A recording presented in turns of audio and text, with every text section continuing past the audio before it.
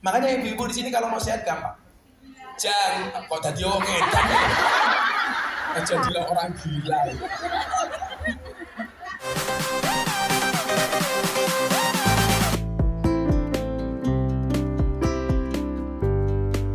Makanya kenapa orang gila itu malah gak pernah sakit?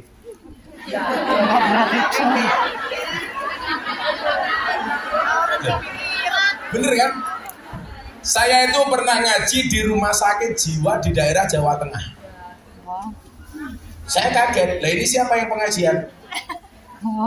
Dokter, perawat, dan pasien yang hampir sembuh. Lah mau dari yang hampir sembuh. Saya tanya, kenapa kau ngundang saya? Ya mergo Gus Pak Rodo Edan. Oke. Saya datang disambut hadroh. Yang nabuh hadroh itu nyuwun sewu pasien-pasien yang belum sembuh. Yang belum sembuh. Jilbabnya ya ungu, ya apa?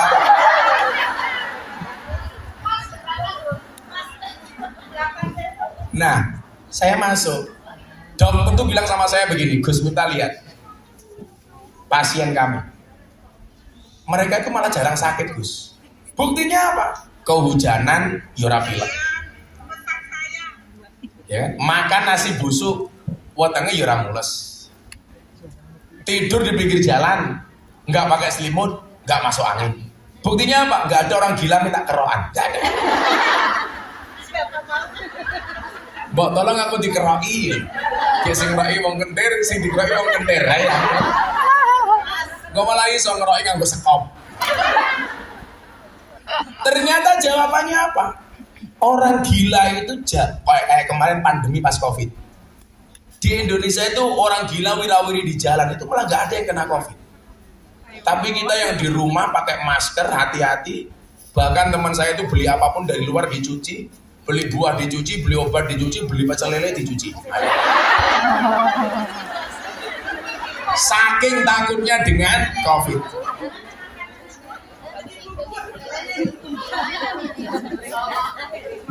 Kok yang gemuk tanya, pecel lele dicuci nanti makannya bagaimana? Kan kamu juga pecel lele, persatuan cewek lemu-lemu.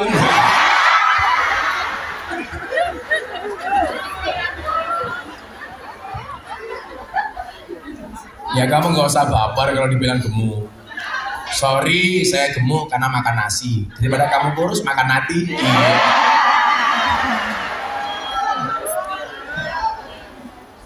Ternyata jawabannya adalah karena orang gila itu nggak punya beban pikiran, nggak pernah mikir macam-macam. Tonggone tuku mobil, ora dipikir. Tonggone ganti HP, ora dipikir.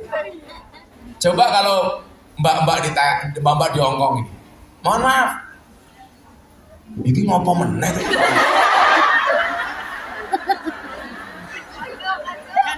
Karena aku takut. Sama ay maluber. Temennya punya uang dipikir. Sehingga apa? Membuat kita stres. Sementara saya itu kalau mikir itu nggak ada urusan dengan pribadi saya. Contoh saya mikir keberlangsungan santri. Saya mikir bagaimana saya tidak mengecewakan jamaah. Mikir bagaimana membahagiakan orang tua. Sehingga kalau kita berpikirnya produktif, itu tidak akan mengganggu kesehatan kita. Yang menjadi problem adalah ketika kita berpikir negatif. Maka kenapa kemudian mindset ini perlu dikelola. Pikiran ini perlu dijaga. Supaya otak keratang belangker yang dineng. Yang menjadikan kita sakit apa coba? Temannya tuku mobil, kita ikut-ikutan naik mobil ambulan.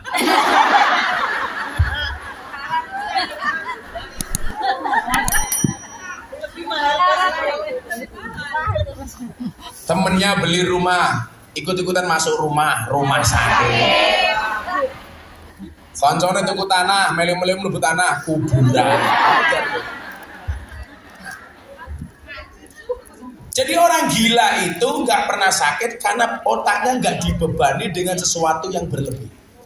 Makanya ibu-ibu di sini kalau mau sehat gampang. Jangan kok tadi wong edan. Oh pedok itu. Jadilah orang gila.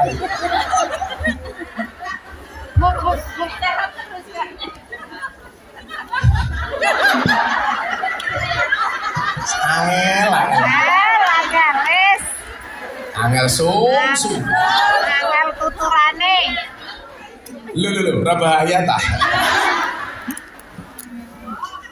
Maksud saya apa? Allah memberikan kapasitas kepada kita itu sesuai dengan kemampuan kita masing-masing. Maka ayat yang paling terkenal nopo, Ibu? La yukallifullahu nafsan illa wus'aha. Laha ma kasabat wa 'alaiha ma iktasabat. Rabbana la tu'akhirna in nasina aw akhtana. Rabbana wa la tahmil 'alaina isran kama hamaltahu 'alal ladzina min qablina. Rabbana wa la tuhammilna ma la taqata lana bi wa'fu 'anna waghfir lana warhamna anta maulana fansurna 'alal qaumil kafirin. Mungkin kalau Anda ini ditambahi di belakangnya, jangan hanya fangsuna al qaumil kafirin, fangsuna alal qaumil cerewetin.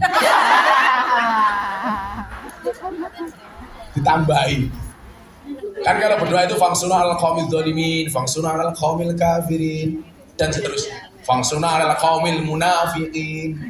Lah kamu tambah fangsuna alal qaumil cerewetin. Gak mungkin Tuhan itu memberikan ujian melebihi batas kemampuan kita. Nah, persoalannya adalah banyak orang tidak sadar diri seberapa kemampuannya. Sehingga kesannya apa? Dipaksakan. Sehingga kalau dipaksakan, ya mohon maaf, cinta saja dipaksakan pasti gak indah loh. Betul? Walaupun itu kadang-kadang kayak orang diperkosa, mau gak mau dinikmati. Saya itu kadang-kadang penasaran, orang-orang ngomong, oh itu orang diperkosa itu lama-lama dinikmati Gus. Saya pikir enggak bisa. Wong kadang-kadang hubungan suami istri saja kalau hatinya tidak serk, rasanya tidak nikmat kok, betul? Alah, saya tahu kelon sudah ya. Sudah ketemu bojo ya betul. Jadi kalau orang mau dinikmati kayak orang diperkosa itu salah. Minimal kita sadar kemampuan kita itu seberapa. Makanya bola-balik saya bilang, hendaklah kita menjadi orang yang sadar diri, sadar posisi, sadar rai.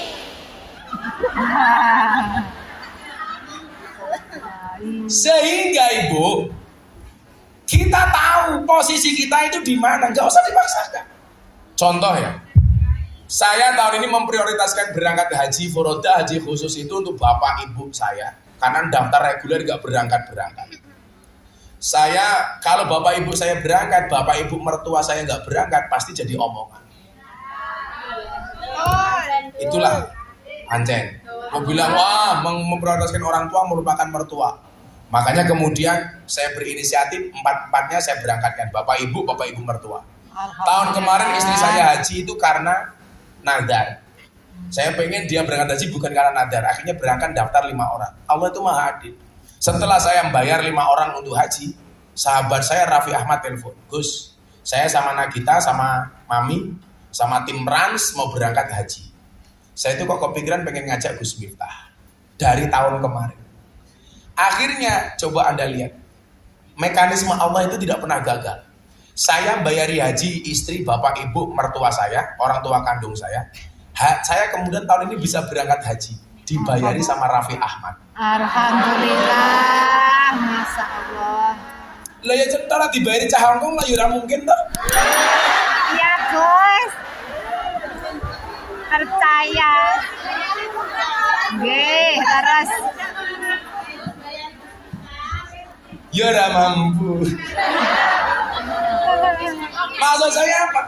Ternyata ketika takdir Allah itu kita jalani dengan penuh kesadaran sesuai dengan kemampuan itu asik. Saya memberangkatkan haji orang tua, bapak, ibu, mertua, istri. Ternyata Allah nggak tinggal diam. Miftah, masa istri kamu berangkat, mertua kamu berangkat, orang tua kamu berangkat, kamu enggak dibayari? Delalah, Mas Raffi Ahmad visanya nggak keluar. Bukan nggak jadi. Akhirnya Mas Raffi yang bayari saya nggak jadi berangkat, saya tetap berangkat. Itulah yang dimaksud haji itu panggilan. Benar. Yang punya uang banyak belum tentu dipanggil. Iya. Yang nggak punya bisa dipanggil. Maka teorinya apa? Haji itu mohon maaf, Allah tidak memanggil orang yang mampu, tetapi Allah akan memampukan orang yang terpanggil. Nah, pertanyaannya adalah pribadi seperti apa yang dipanggil oleh Allah? Nah, kita mau masuk tema ini. Kan temanya kemarin apa? Menjadi pribadi yang mencintai dan dicintai. Kalau kelasmu jelas, terlalu banyak mencintai, gak ada yang terlalu banyak mencintai, nggak pernah dicintai. Teman. Kasih. Nyamuk saja ditepuk pakai 12 telapak tangan. Masa cintamu bertepuk sebelah tangan? Sakit hati. Makanya kamu harus ingat, semua orang punya hati, tapi tidak semua orang hatinya berfungsi. Berapa ayu? Jogja Malang Ponorogo. Wis kadung sayang direbut karo wong liya. Keren. Amjar, Gus. Amjar.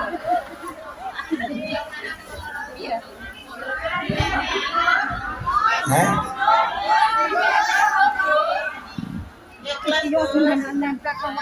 Bulan Gus.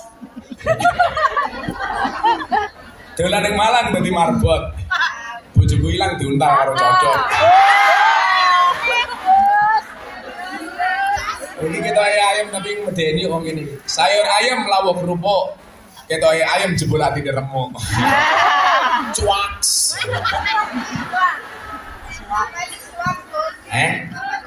Apa itu cuak? Ya kaya cangkemmu ki cuak. Selalu ala Nabi Muhammad.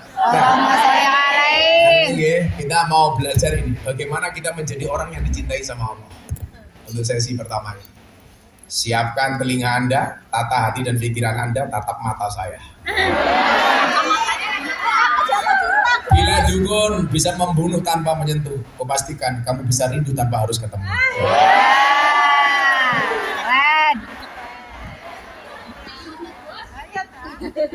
Makanya jaga kesehatan sebelum ngomong yang mencintai. Saya itu punya banyak resep.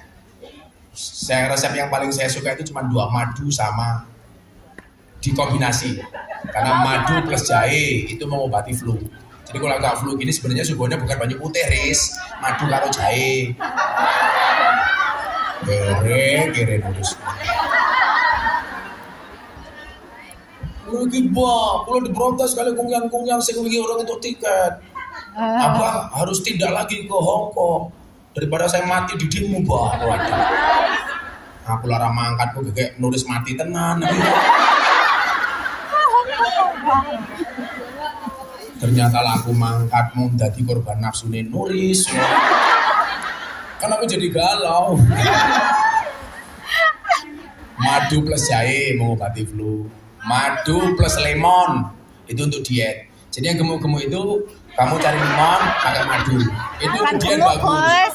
Madu plus air hangat itu untuk mengobati mah.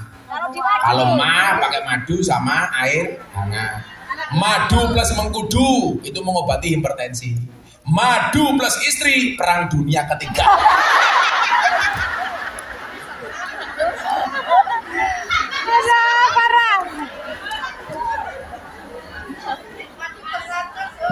Madu plus racun. Tapi itu seorang laki-laki berani menghadapi ribuan ekor lebah untuk membawa sebotol madu. Tapi seorang laki-laki tidak berani menghadapi seorang istri untuk membawa seorang madu. Lah dintuk tahun ini paling sing bendol mau matani. Nak dintuk bojone halan entek kabeh sarah. Curhat matamu curhat.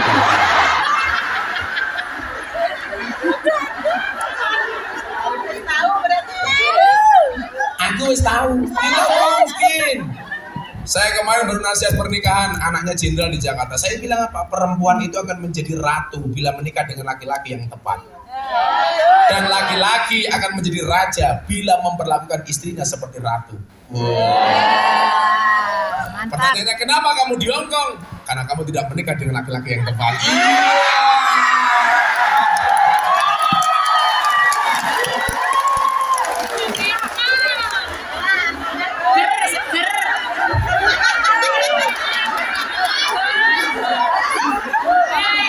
Sering tengah langsung batin. Oh Gus, tak pikir bojoku apik. Omongannya manis kaya madu, jebul kelakuannya kaya asu. Parah. Itulah hidup. Yang kita cintai saja bisa salah. Makanya hari ini temanya menarik. Menjadi pribadi yang tidak hanya mencintai, tapi dicintai. Saya mau tanya, Anda pilih mana? Mencintai apa dicintai? Dicintai.